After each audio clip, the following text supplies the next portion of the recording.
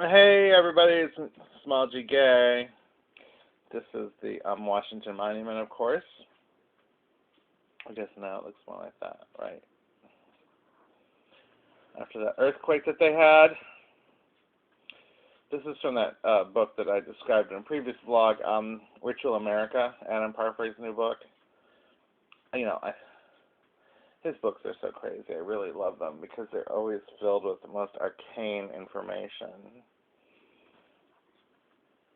He's a real character, and his books are, I like it. They're like forbidden. They're like the forbidden book, and I'm always drawn to that.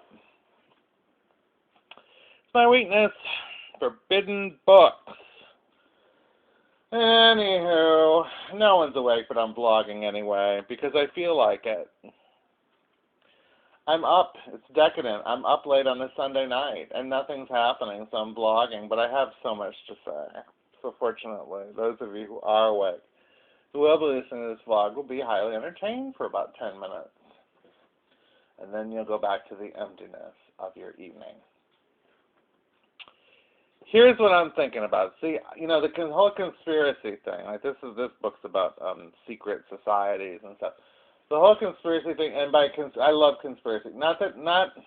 Okay, I don't like the really stupid kind of, the truther type stuff, I'm not interested in that, the lies that led to the war of Iraq. I'm not interested in that kind of stuff at all. I like the more esoteric stuff. I like the stuff that the media hides. Today I was reading a lot about the sordid history of Al Sharpton, and I was focusing on 3 cases primarily that I think would be a great series of Hollywood blockbusters that would help us counter the leftist narrative. You know the leftist narrative. It's an evil country stolen from the Indians. We killed the Indians. And yes, I say Indians. I'm sorry. Native American Indians. And we killed them. And then we decided that everybody was a witch. And we went on a witch hunt. Because we were Christian. And Christians are evil. And white is evil. And Europeans are evil. And then we went on a communist hunt, and all the conservatives and Christians all just went about destroying poor, innocent Hollywood people. And it goes on and on and on. And, and we're all racist, too. The end. And this narrative is shown on TV every day. It's in every movie. It's in everything you see. And there's really not a whole lot that can prove it one way or the other. It's just their political theory made into propaganda. So I think we need to do some more conservative type narratives. And that's where the Al Sharpton saga comes in. I'm thinking like a trilogy like Star Wars. And the first one can be Tawana, and I'm thinking like the cover, the poster will have a 15-year-old girl stepping into a garbage bag, and it'll say underneath it, she'd do anything to become famous. And I was trying to think of a really cool young conservative actress, a black actress who could play it, but there aren't any conservatives. And there aren't many black actresses for that matter, because Hollywood still pretty much just, the only roles they have for women of color is pretty much maids, as it always has been in liberal Hollywood. The one that won the Academy Award this year, she was a maid, like Hattie McDaniel. And so I couldn't think of any. But, maybe we could get some. And then we'll have, like, evil race baiters and evil, like, people lying, celebrities lying and distorting the facts in the case. And that'll be great. And it'll show them how hideous they were, and how self-serving they were, and how they were just total liars. That'd be good. And then, oh, and they also falsely accused people. That's got to be a constant in this series because it's a constant part of the narrative, the false accusations and the demands for vigilante justice. More on that. That's a long time Democrat ideal, by the way, going back to the Ku Klux Klan. They're taking justice into your own hands. The Oxbow incident, that's a long-standing Democrat ideal. So we have to make sure the Democrats are presented as raging, manipulative, destructive mobs. So then the second one in that series can be called Freddy's Fashion Mart, Inferno. And that can be all about the Freddy's Fashion Mart, where they were going to build that little, they were going to take out the African-American-owned record shack. This is in the 90s when records were kind of on the way out anyway. And they were going to take out the record place and expand the Fashion Mart instead. And it became like a local cause, and then Al Sharpton got on board, and then some guy ended up going there, burning the place, and killing like 8 people. And that can be another one of the films. And I mean, I think we should be fair. I think that whoever they get to play Al Sharpton, you know, it should be like Julianne Moore playing Sarah Palin. They should find something likable about him. They can he's kind of stupid. You know, I feel bad for him because he's so stupid. That can be that kind of fairness, like they have, like the left has. And then the conclusion of it all will be called Lacrosse.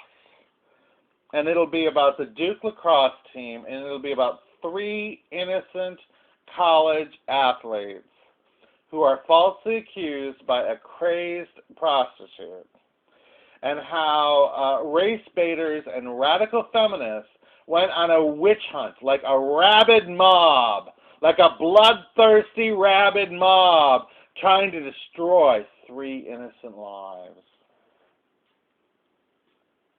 That'd be a different narrative than we usually see dramatized, wouldn't it? So I think all of those are really gangbuster ideas. And then I have some biography picks, some biopics. The first one is called Mary Jo. And I was thinking like Kelsey Grammer could play Teddy Kennedy. And it can be about how Teddy Kennedy killed Mary Jo Kopechne and then put her in the car and then pushed the car into Chappaquiddick. And then when the car was dredged up, he claimed that he drove it off the bridge. And that's why he was gone a few days. So, and again, we could play that sympathetic. We could say that he was stupid, ill-prepared, and that he had a nervous breakdown in the middle of it.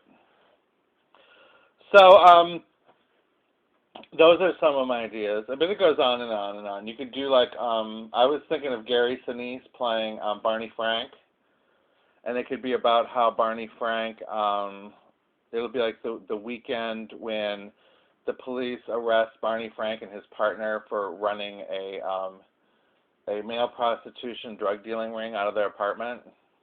They're probably doing that again, I would imagine. You know, there's so many possibilities.